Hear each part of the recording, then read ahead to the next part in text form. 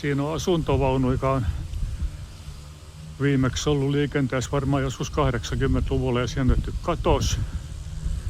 katos suojaa helteeltä ja varmaan sateeltakin. Ja sitten on vähän rakennettu vähän lisää ja sitten on tehty terassia ja onpa pieni pihakin, mutta kuitenkin asuntovaunu on se, mikä tässä on ratkaisevaa, koska me ollaan campingissa. Asuntovaunussa saadaan majoittua, siinä ei tarvitse olla mitään rakennuslupia eikä mitään. Tuolla on jonkun turistin matkailuauto. Näitä tämmöisiä samanlaisia virityksiä on täällä varmaan 1000 kappaleet. Järvi pilkottaa tuolta jostain välistä.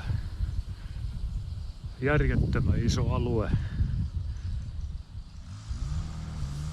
Raivaussa hassu hyrisee taustaa siellä. Pensaikkoa vedetään vähän matalaksi.